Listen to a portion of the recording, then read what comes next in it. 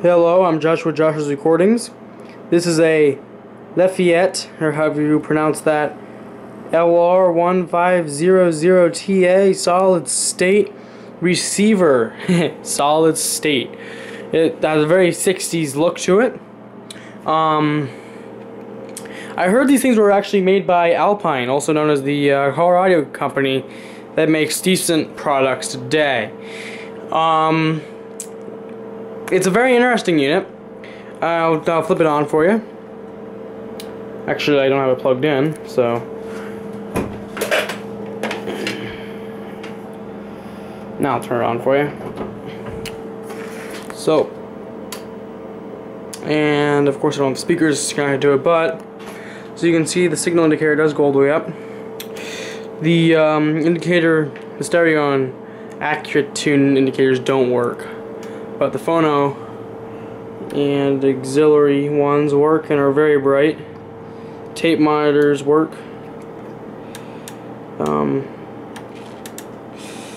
But it does sound pretty nice. Pull some speakers and try and touch them to the screw terminals. Yeah, it's not gonna work.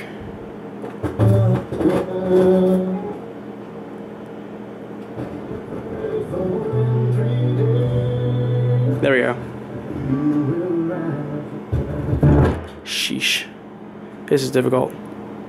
And plus I have the volume way up, so that's not going to be very nice. So, let's try this one more time.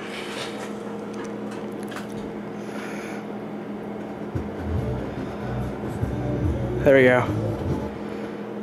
Sort of. Has that warm 70s sound to it, but problem with it, these two transistors here, which are running to this amp board, get extremely hot and very quickly, so quickly in fact that you sort of think there's a huge problem with it, which I'm sure there is. Though if you look at that amp board, it looks like it is in need of help. That resistor there looks really crusty. And some of these capacitors look very not promising, at least compared to this amp board over here.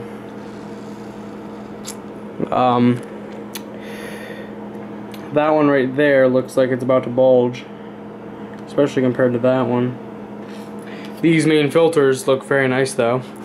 It is, this thing's apparently 70 watts per channel. Very neat construction. Sheesh. Don't be working on a CD player while you're making a video. But yeah, the tuner is pretty nice. You can, it is weighted, so you can fly around the dial, which is pretty nice. So it's a pretty interesting receiver. It's pretty neat that it works, except, well, sort of works. Also, if you hook anything up to the right channel, you'll get no sound output. I do have the top for it, right here. It's pretty dusty. It's real heavy. It has a really thick veneer on it. You got a filter that I actually need to take off and re-glue, because it's very dirty. I can just feel the dust on it. Sheesh. It came off too, so that it's supposed to stop from the dust from collecting inside the unit, but it doesn't really work very well. And I think the reason for that basically would be that it fell off. So yeah, we the power switch, which is also controls the speakers. So you turn it on.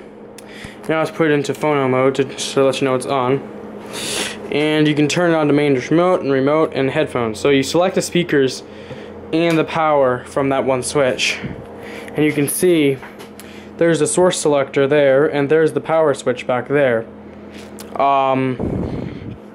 We got our tuning variable resistor, which is what used to be absolutely gigantic. Decently sized power transformer, at least compared to modern ones. So yeah, very decent unit. It does have filters for your high and low, but those don't seem to be working properly. Loudness doesn't seem to do anything when I turn it on or off. Mute doesn't do anything.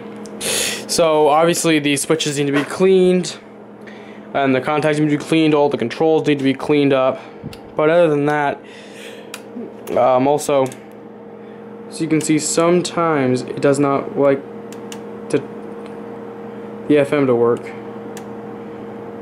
So as you can see, the source selector is very iffy too. Another thing I found very interesting is if you take a look, they just use those normal tube style lamps for the FM, the phono indicator and the aux indicator, and also the tape monitor. You can see down there. This is very dusty back here, which I'm going to have to take off and clean. We got a lot of tube lamps need to be replaced. These are the same voltages as Marantz, for anyone wondering. They're all 8-volt tube lamps.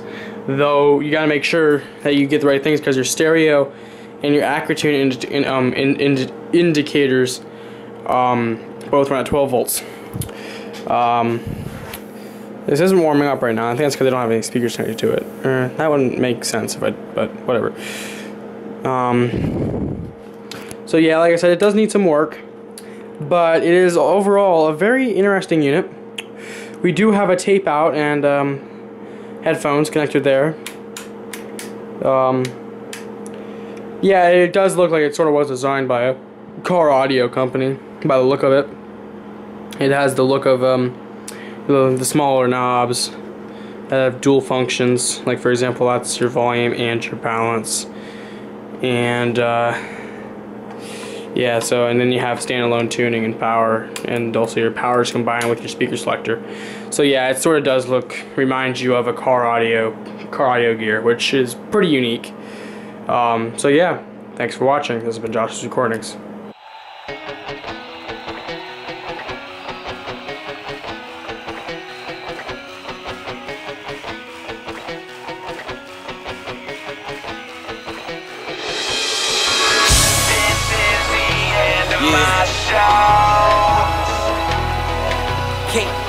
This is the end, I know. Yeah.